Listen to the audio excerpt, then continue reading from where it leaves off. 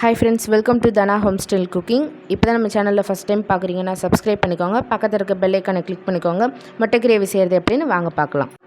வானல் அடுப்பில் வச்சாச்சு, எண்ணெய் ஊற்றியாச்சு, சோம்பு கொஞ்சம் போட்டுக்கிறோம். சோம்பு பொரிஞ்சதும் சின்ன வெங்காயம் சேர்த்துக்கிறோம். சின்ன வெங்காயம் சேர்த்துட்டு நல்லா வதக்குறோம். நல்லா பொன்னிறமாக வதக்கி விட்டு இஞ்சி பூண்டு சேர்த்துக்கிறோம்.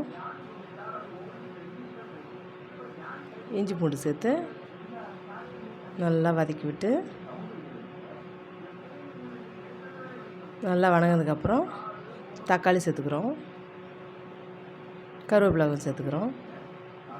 நல்லா வதக்குறோம். நல்லா வதக்கிட்டு உப்பு சேர்த்துக்கிறோம். உப்பு சேர்த்து நல்லா வதக்கி விட்டுட்டு மூடி வச்சு 3 நிமிஷம் நல்லா கிண்டி விட்டு நல்லா வதங்கினதுக்கப்புறம் சிக்கன் மசாலா சேர்த்துக்கிறோம். ஒரு பாக்கெட்டு, 1.5 ஸ்பூன் மஞ்சத்தூள் நல்லா கிண்டி விட்டுட்டு தேவையான அளவு கொஞ்சம் மிளகாத்தூள் கொஞ்சம் சேர்த்துக்கிறோம். காரத்துக்கு தேவையான அளவு நல்லா வதக்கிட்டு அவிச்சு வச்ச முட்டையை எடுத்து இந்த கிரேவியில் சேர்த்துக்கிறோம். நல்லா கிண்டி விட்டு கிரேவி நல்லா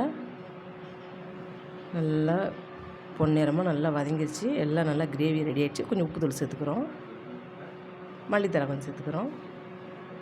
கிண்டி விட்டு கொஞ்சம் லைட்டாக தண்ணி விட்டு நல்லா 3 நிமிஷம் நல்லா வேக விட்டு எடுத்ததுக்கப்புறம் முட்டை கிரேவி எண்ணெய் பிரிஞ்சு வந்திருக்கு. நல்லா முட்டை கிரேவி ரெடி ஆகிடுச்சு.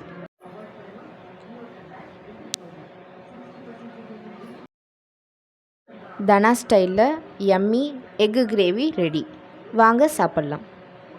நம்ம சேனலை லைக் பண்ணி கமெண்ட் பண்ணி ஷேர் பண்ணுங்கள்.